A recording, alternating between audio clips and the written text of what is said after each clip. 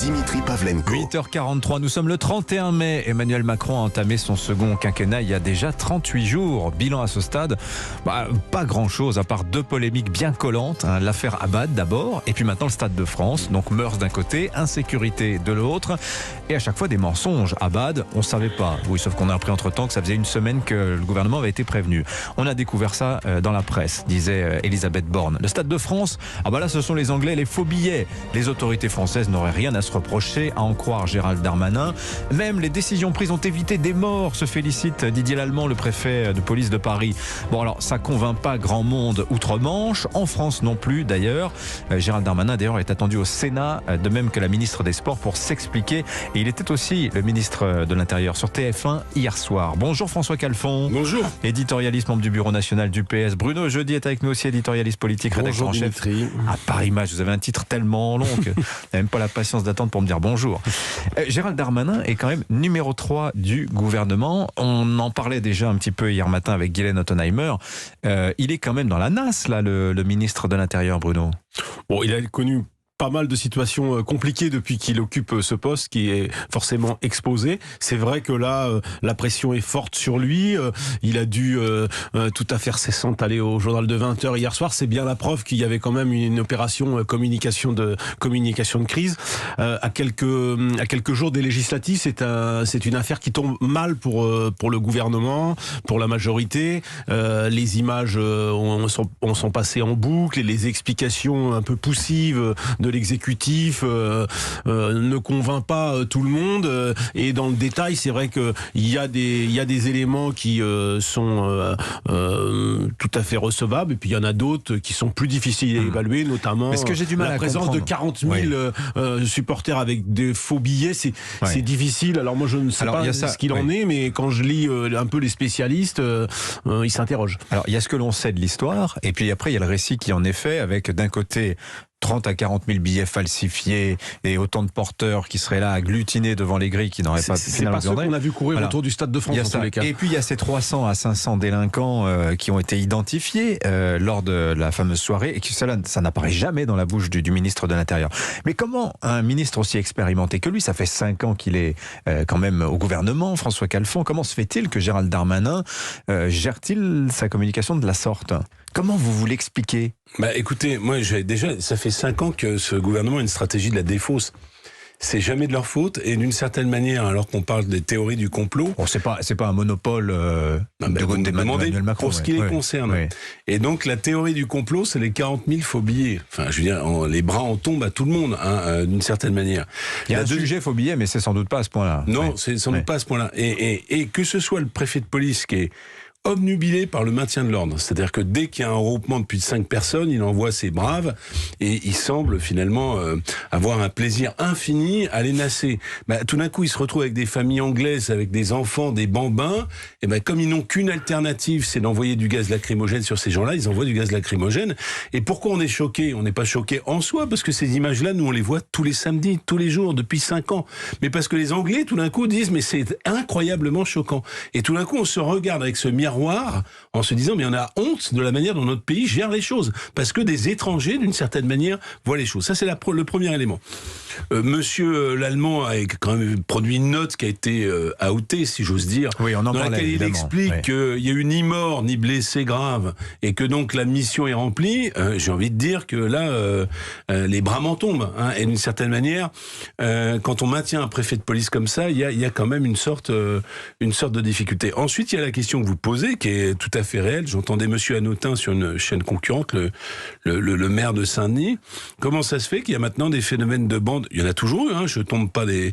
et que la police, là pour le coup, la police c'est pas que le maintien de l'ordre, soit incapable de voir 500, 600 jeunes délinquants, parce que c'est pas des jeunes, il y a plein de jeunes qui sont pas délinquants, de jeunes délinquants se déplacer sur les réseaux de transport sans que personne ne les voit arriver comme des nuées d'une certaine manière et qui viennent détrousser les gens qui viennent finalement au stade. Là, c'est un échec policier, c'est un échec du ministre de l'Intérieur. D'ailleurs, qu'on ne voit pas qu'à cette occasion-là, les violences aux personnes ont explosé pendant le dernier quinquennat. Il y a quand même un échec sécuritaire. Alors, tout n'est pas sécuritaire de ce gouvernement qui finalement est plus prompt à réprimer les manifestations, les mouvements sociaux qu'à finalement mettre hors d'état de nuire une délinquance qui est tout à fait insupportable. Ouais. Après, va se poser la question de la transmission au débat public et de la politisation du sujet. Mais Gérald Darmanin, d'une certaine manière, avec sa communication, orientée, qui sélectionne les morceaux qu'il a envie de retenir, crée d'une certaine manière un petit peu la crise politique autour de cette affaire du Stade de France, Bruno Jeudi. Mais c'est-à-dire qu'en fait, ce qui est curieux de la part de Gérald Darmanin, c'est que il aurait pu lui-même anticiper et s'emparer en dénonçant les faits de violence commis par les jeunes ou les délinquants venus de je ne sais où, en tous les cas autour du Stade de France. Il aurait pu s'emparer de ça, parce que finalement, c'est un fait. Ça signait un peu son propre échec, par ailleurs. Oui, peut-être, mais en tous les cas, il pouvait lui-même anticiper. C'est-à-dire qu'on sent bien que... Mais globalement, c'est ce qui se passe depuis le début de ce quinquennat. Hein. Vous disiez, on est à 37 ou 38 jours de mandat pour le président, et finalement, cette politique du pas de vague, on a l'impression que, en attendant de commencer réellement à agir, ils réagissent plus, quoi. C'est-à-dire que là, il se passe quand même quelque chose, et c'est un peu étonnant parce que finalement Darmanin se met un peu au diapason aussi d'Emmanuel Macron, parce qu'on voit bien, en gros, c'est rien dire, rien faire, apaiser, faire en sorte qu'il se passe rien jusqu'aux législatives pour troubler le moins possible cette campagne, mais à force de pas agir, finalement ils réagissent plus, et c'est ce qui s'est passé ce week-end, j'allais dire, la démonstration par l'absurde.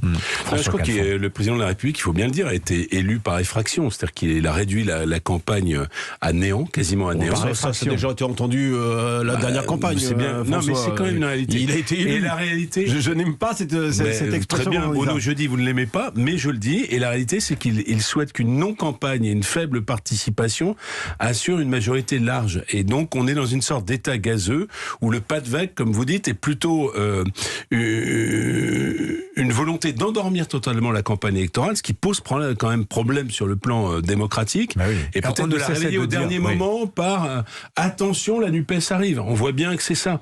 Alors ça, c'est pas à la hauteur d'une démocratie qui est la 7e puissance du monde, qui est l'un des pays phares de l'Union européenne. Enfin bref, on est et on voit bien que tous les ministres sont tétanisés par l'idée finalement de prendre une initiative. Exactement. Et donc on se retrouve dans cette espèce d'état où Monsieur Macron est terré. Alors aujourd'hui, il va voir des services d'urgence, dit-on, à Cherbourg. Mais c'est une non-campagne. Or, les Français ont besoin d'une campagne, argument contre argument, et non pas une espèce de polarisation outrancière du centre, de polarisation outrancière de la gauche et de la droite. On n'a jamais vu ça en 20 ans, finalement, de vie démocratique. Et finalement, cette affaire du Stade de France, qui est le commentaire sur un peu de néant, d'une certaine manière, traduit le fait qu'il n'y ait pas de débat exigeant à la hauteur de ce qu'est notre démocratie. Oui.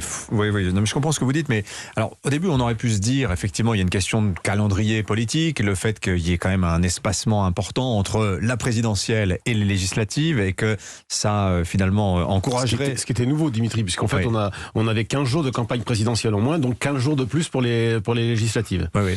Mais vous qui avez couvert quand même un certain nombre de campagnes, avez-vous déjà vu ça depuis la mise en place du quinquennat et de la synchronisation des calendriers politiques? On n'a jamais vu un entre-deux élections aussi léthargique, aussi long, aussi inanimé. De toute façon, on est dans de l'inédit. D'abord, on a un président réélu. Ça, c'est déjà une nouveauté en soi, parce que je rappelle qu'ils avaient tous été battus hors période de cohabitation. Donc, du coup, on a eu une majorité macroniste qui, pour l'instant, tente de se succéder. Alors, le président a gagné beaucoup de temps pour nommer sa première ministre, puis former vous le dites maintenant. Former son gouvernement. Tout ça n'est que ruse. Ça c'est vrai, mais bon, ça fait aussi partie. C'était un choix qui était déjà surprenant.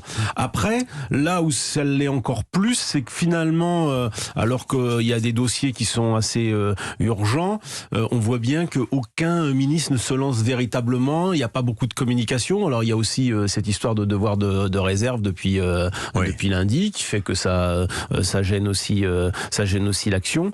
Mais bon, il y a beaucoup de tactique actuellement de la part du président. Mais il y a aussi ce qu'il avait dit, c'est-à-dire qu'il y a aussi sa nouvelle méthode. Alors est-ce que sa nouvelle méthode, c'est justement l'apaisement, on prend son temps, on concerte le plus possible, en gros on fait l'inverse de ce qu'on a fait au début du mandat précédent? Je ne sais pas, on va bien voir aussi de ce qui arrive dans les prochaines semaines. Ce qui serait plus inquiétant, c'est que finalement ça donne le ton d'un quinquennat où il se passe pas grand-chose. Il y a la malédiction du deuxième mandat. Les présidents qui ont fait 2 mandats, le deuxième en général il s'est pas passé grand-chose par rapport au premier. Donc il faudrait pas que celui-ci soit un peu de cet acabit-là. François Calfon. Écoutez, désintérêt, désinvolture. C'est-à-dire que les Français ont le sentiment que le président, il a raison de l'être, est accaparé par les épisodes en Ukraine.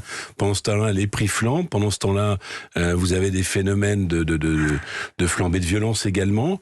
Et on a l'impression qu'on a un nouveau gouvernement. Alors c'est bien la photo sur le perron de l'Élysée, mais qui n'est pas à sa tâche, avec des ministres qui finalement tricotent un peu sur leur zone de confort et n'abordent pas les problèmes des Français qui sont terriblement angoissés quant à l'avenir. C'est-à-dire la montée des prix, pourquoi pas un collapse de l'économie, et face à cela, il n'y a aucune espèce de réponse. C'est-à-dire que sur l'inflation, le gouvernement précédent a préparé les mesures et la loi là, qui doit être votée. Alors après, le 29 on a aussi un juin, calendrier, c'est-à-dire que de toute façon, il y a tout ce qui relève du législatif doit attendre la nouvelle.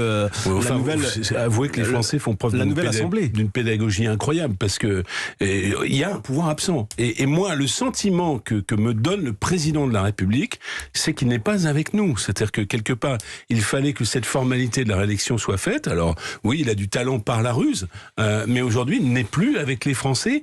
Et il donne même le sentiment de se désintéresser du destin des Français, alors que finalement... Sur le pouvoir d'achat, on sait on connaît les mesures qui se préparent, qui ne peuvent se mettre en place qu'avec le collectif budgétaire. On va pas rentrer dans la technique. Vous savez, moi j'ai jamais vu une majorité. Vous le dites, Bruno, je dis d'une phrase, j'ai jamais vu une majorité venir sans une espèce de feuille de route pour 5 ans. Nous n'avons aucune feuille de route. C'est-à-dire que je ne sais même pas. Ça va se faire sûrement juste avant les vacances. C'est sympathique, mais vous voyez, tous les députés de la majorité parlementaire, on peut dire qu'il y a du bien ou du mal dans finalement la profession de foi de la NUPES, mais vous pouvez identifier l'ensemble des mesures concernant les champs différents qui sont. Est-ce que sur une profession de foi d'un candidat de la majorité, il y a une feuille de route pour 5 ans? C'est quand même le minimum quand vous signez un contrat. Il n'y en a pas. Il n'y en a pas. Quand vous regardez les affiches du parti animaliste, puisqu'on voit maintenant les affiches. Il y a un caneton. Il y a un caneton jaune. Voilà. Il n'y a pas besoin d'en dire plus. Il n'y a pas besoin d'avoir un programme trop long. Un caneton jaune, ça suffit. Un caneton jaune, effectivement. Bon, merci beaucoup à tous les deux, messieurs, François Calfon et Bruno Jeudi. Je vous dis à la semaine prochaine.